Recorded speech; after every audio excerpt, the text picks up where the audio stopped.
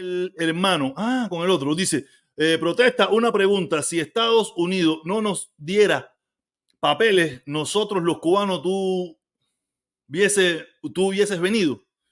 Mira, quiero que te diga una cosa, buen comentario ese. Mira, yo tuve la posibilidad de la invitación de venir para los Estados Unidos muchísimas veces en balsa.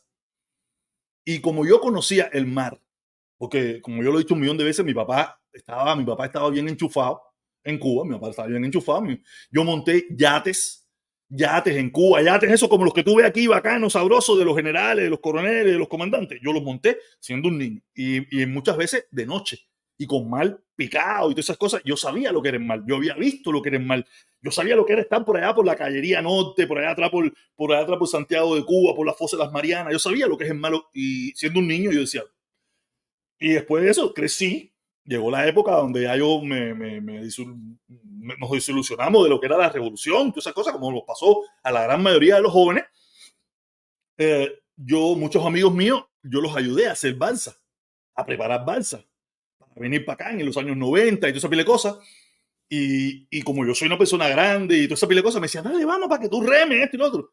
Y yo decía, yo he visto en mar de noche, yo he visto en mar, aunque yo sé nadar y todas esas cosas, pero decía, no.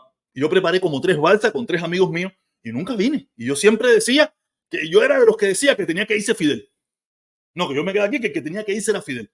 Y nada, yo no me iba a ir en balsa, no me iba a ir en balsa. Yo no tenía el valor suficiente para irme en balsa. Si yo no me iba en un avión como me vine, yo estuviera en Cuba todavía, probablemente.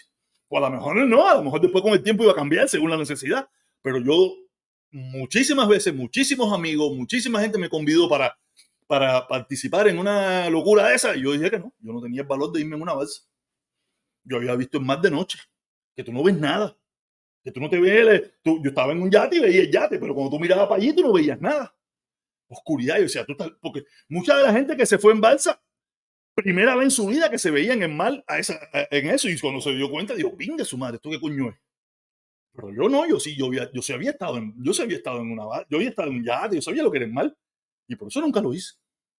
Quiere decir que yo nunca hubiera venido a Estados Unidos, probablemente, si yo no me hubiera sacado el sorteo y me vine por el sorteo.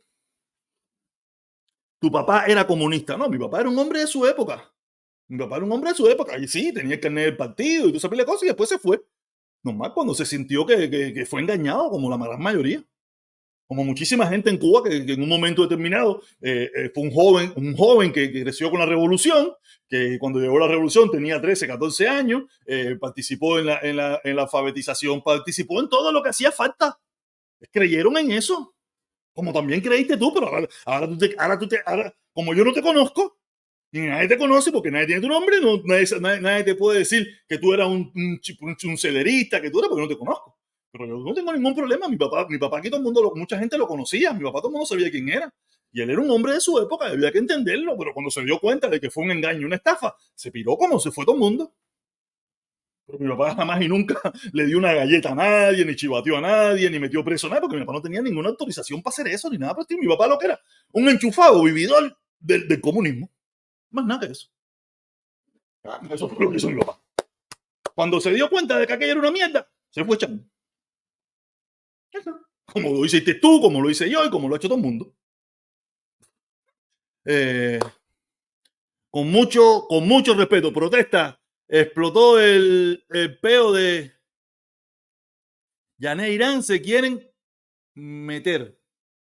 Protestón, explotó el peo en Yemen e Irán y se quieren meter. Explotó el peo en Yemen e Irán. Explotó el peo. No sé qué coño quiere decir explotar el peo eso. Me imagino que por allá, por los países africanos, eso hay candelas más por ahí. Oye, mi hermano, no sé, me imagino, me documentaré después. A la dictadura le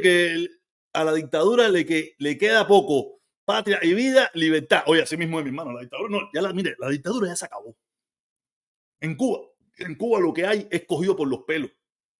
Lo que hay en Cuba es cogido por los pelos. El problema es que el cubano es como el caballo ese que tú lo amarras a una soguita y él no se mueve. Eso es lo que le está pasando al pueblo cubano. El pueblo cubano, a nosotros los cubanos, porque nosotros también, aquí hay un tongón de gente aquí afuera. Aquí hay un tongón de gente aquí afuera que tiene pánico, terror igual.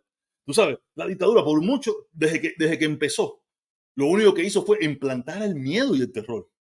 ¿Cómo lo hizo? Fusilando, metiendo preso, presionando, sacándolos del país a muchísima gente. Y eso, de una forma u otra, fue creando un pánico, un terror al pueblo cubano, que hoy en día el pueblo cubano no atina a hacer nada en contra de ese gobierno. En primer lugar, también hay que entender, no tiene los recursos, no hay posibilidad de una pequeña unión tan siquiera, todos estamos separados, tenemos bronca entre nosotros mismos, mezclamos la política cubana con la política norteamericana, nos separamos más todavía y toda esa pila de cosas, nada, y nos acomodamos en los Estados Unidos, nos acomodamos.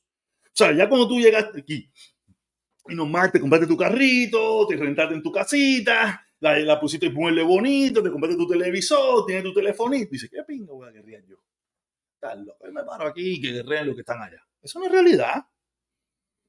O sea, por eso hoy mismo yo hice un video donde yo hablaba de ese tema. Si usted quiere entender un poquito más, yo lo puse hablando de ese tema donde lo peor que nos pudo haber pasado a los cubanos fue la ley de ajuste cubano.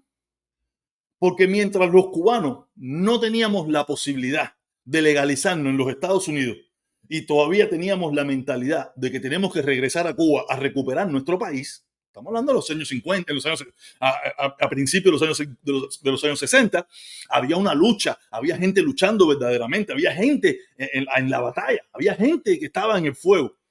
Pero a partir de que se empezaron a hacer, que se creó la ley de ajuste cubano, por la influencia de muchísimos cubanos que tenían influencia, dinero y recursos y tenían amistades en el gobierno de Estados Unidos, porque lo recuerdo, en Estados Unidos, a principios de los 60, habían casi 500,000 de cubanos indocumentados.